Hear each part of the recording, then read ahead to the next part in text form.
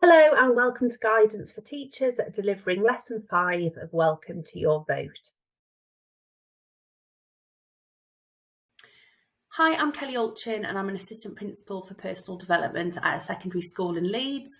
I'm also a Citizenship Specialist and currently both plan, teach and lead the GCSE Citizenship Studies course at my school. I'm delighted to be one of ACT's Consultant Advisory Teachers and have been collaborating with the Electoral Commission on this piece of work. Hi everyone, my name is Billy and I'm the Education Engagement Manager at the Electoral Commission. I'm going to spend the next couple of minutes just talking about who we are as an organisation and how we can support you to deliver democratic education in your classroom. The Electoral Commission is an independent and impartial organisation which oversees elections in the UK. Some people know us as the elections watchdog. We are totally non-partisan and independent of government. We have a number of roles, including registering political parties, regulating campaign spending, and providing support to teams across the country to deliver free and fair elections. We also have a responsibility to raise awareness of elections to members of the public, and this is where our education work comes in. We have education resources available to teachers to help deliver democratic education to their students. This includes short games, activities, animated videos, and quizzes. And we have a series of 6 lesson plans, a scheme of work which we're going to run through today, and teachers are welcome to use all of these lesson plans or 1 or 2. Our aim is to be flexible with the needs of teachers. We also host Welcome to Your Vote Week, which takes place every January, where we ask teachers and young people to engage in political education. You can find out more about that on our website. We understand the challenges that teachers are facing when delivering democratic education. So we've collaborated with ACT to provide further support for teachers so that you can feel confident to deliver democratic education to your young people. You can find out more about our roles and responsibilities on our website. Thank you. The focus of this session is to look at the 5th of 6 lessons that make up the Electoral Commission scheme of work, Welcome to Your Vote. The session objectives are to walk through Lesson 5 of the Electoral Commission's resource, Welcome to Your Vote, to explain the key components of the lesson campaign planning, to suggest pedagogical approaches for each component, and to also ensure that students can think critically. Please do take time to pause the video and read the guidance on remaining impartial in the classroom. For further support, do please see ACT's guidance on political impartiality in citizenship. This lesson focuses completely on campaign planning. Within this lesson, students will consider the purpose of campaigns, the different tactics and methods that are used, and campaign effectiveness. The idea is that students will then use this knowledge to support them in creating their own successful campaigns that will encourage young people to register to vote. So throughout this lesson, students are thinking about what makes an effective voter registration campaign. The lesson objective is to produce persuasive campaign materials encouraging everyone to register to vote. With this in mind, it's a good idea to consider with the young people what might be meant by campaign materials. Students need to think about what materials are most likely to help them to achieve their aim of encouraging more young people to register to vote. So, for example, they might create an article for the internet. They might be creative and actually write some music or make a music video. They might prefer to create a report with lots of facts and figures. Whatever they choose to do, they should choose this because they truly believe that this will help them to achieve their aim of encouraging more young people to register to vote. At the start of the lesson, students are reminded what campaigning actually is, that it's a series of actions or events that are meant to achieve a particular result. In this case, to achieve the result of encouraging more young people to register to vote. At this point in the lesson, you're going to ask students to think about their favourite brand and how they advertise to you. So students might think about what they like about the brand, how that brand reaches them, how they advertise to them, and what is it about the brand that works, that makes them popular. The beauty of looking at branding is that it really contextualises the lesson for young people. All teenagers and young people will be aware of brands and will likely have brands that they like. That could be fashion brands, that could be gaming brands. Students will hopefully recognise that branding, in a sense, is a type of campaign, a campaign used in business with the aim of selling more products. Students can then consider what they can learn from branding, and actually, could they use some of this methodology in their own campaigns? If they've really spent time thinking about what works about branding and what makes it appealing to young people, they can hopefully then use some of these ideas within their campaign. The Electoral Commission are challenging young people to actually create their own campaign to get more young people to register to vote. At this point in the lesson, it's a really good idea to remind students of some statistics, and that is that in 2018, actually only 25% of 16 and 17-year-olds were registered to vote. So that means that prior to the 2019 election, only a quarter of young people had registered to vote. If you can compare that to older year groups, there's a huge difference there. And it's about encouraging young people to think about how this makes them feel. So what? If statistics show that young people do not register to vote, how do they think this might impact on politics? Do they think that politics might look different or feel different if young people were more involved in the process and more likely to register to vote and more engaged at an earlier age? They might want to think about what could happen to policies if politicians could see that more young people were registering to vote. Would this change the political landscape, for example? At this point in the lesson, remind students that it's absolutely vital that people register if they want to vote. You cannot turn up to the polling station on election day and just expect to be able to vote. That's why registration is really important. If young people register before they're actually able to legally vote at 18, the job is done, and it's going to make voting much, much easier when the time comes. At this point in the lesson, students are going to do some campaign analysis. They're going to look at some pre-existing campaigns that the Electoral Commission has run previously, and they're going to look at and explore whether or not they think these were successful.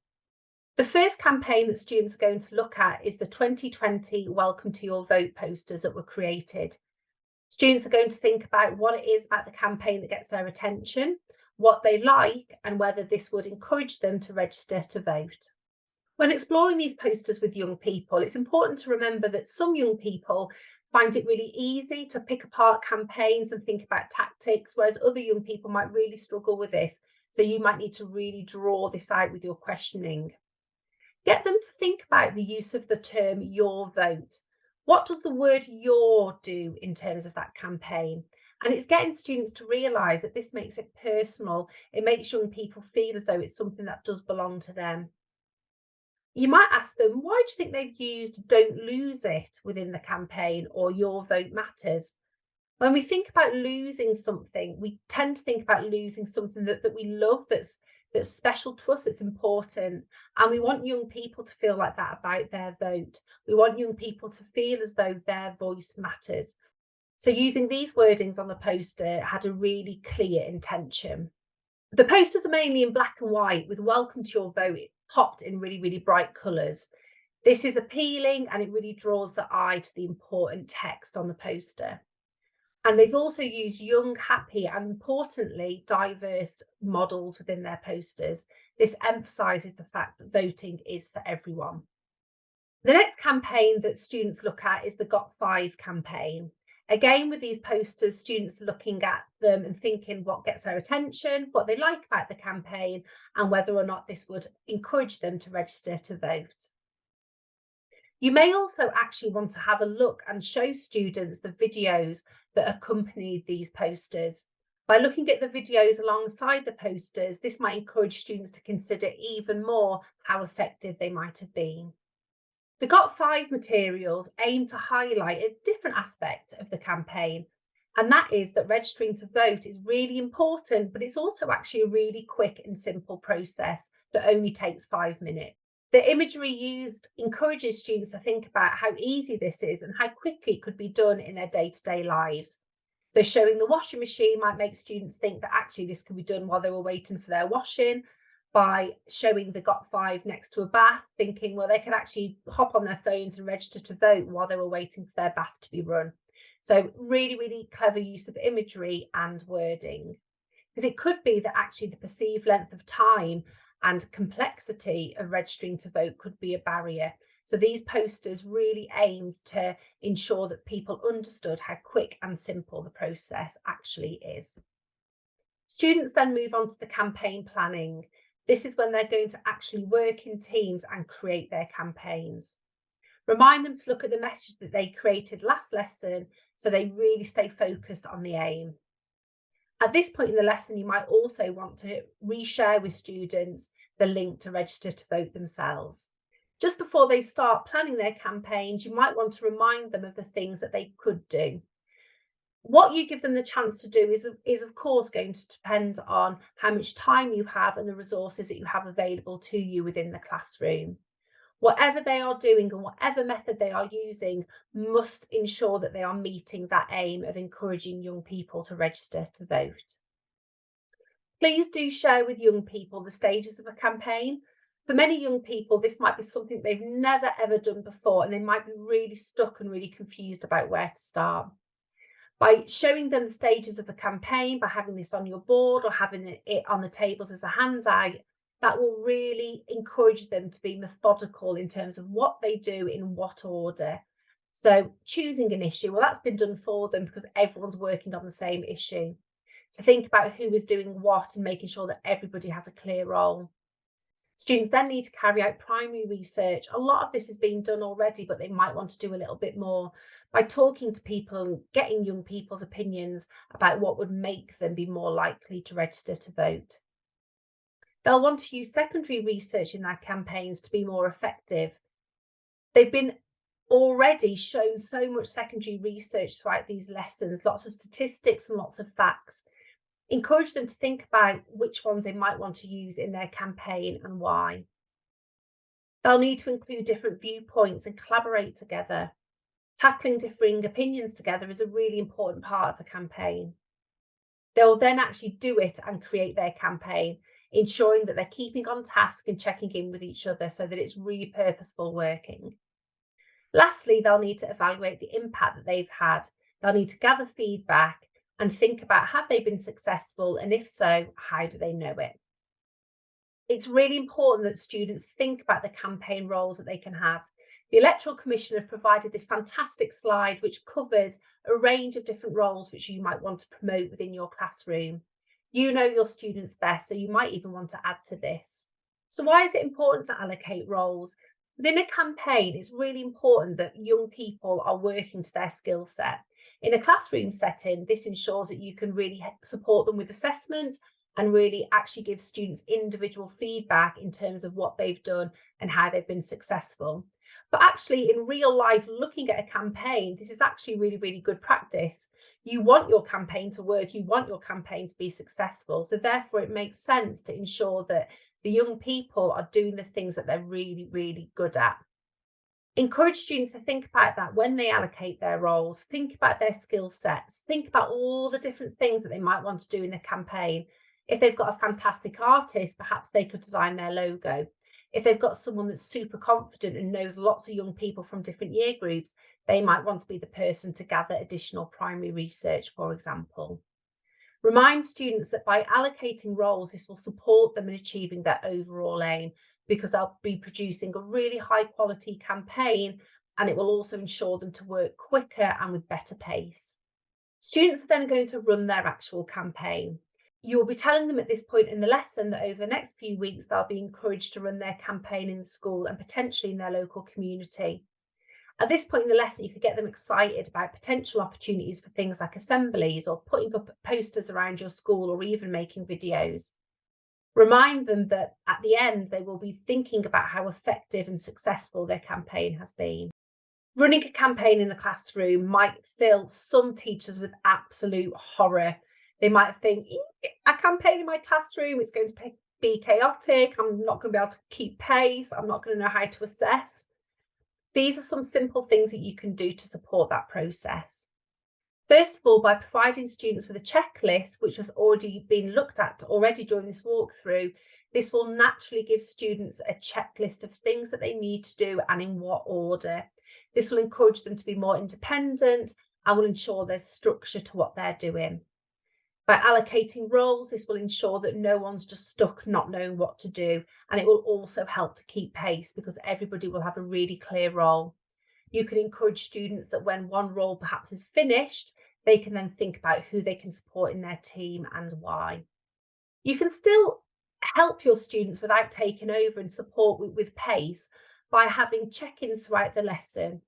It will be very, very clear to you that the groups that might be struggling a little bit, and they might be the groups where you might want to sit with them just for a little while and get them to regroup and think about what they're doing and why. Think about your starter and your plenaries too.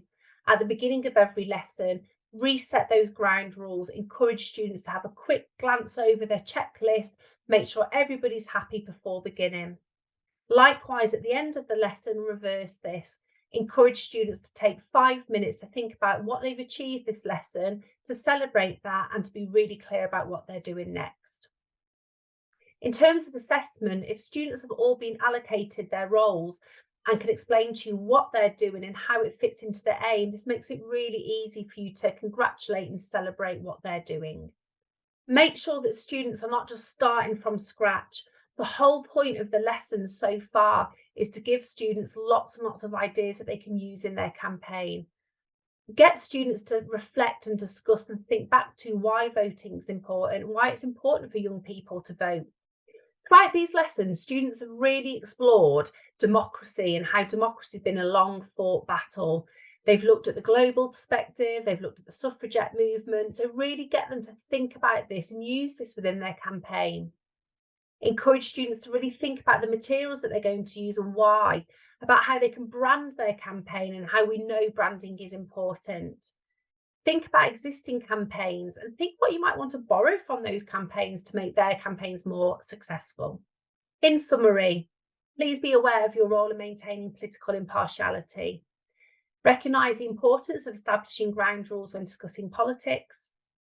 Make the link between democracy and voting and ensure that students understand that being able to vote in free and fair elections is a key element of democracy, as well as campaigning, which they are doing this lesson. That they understand the importance of campaign planning, including thinking about your target audience and aim.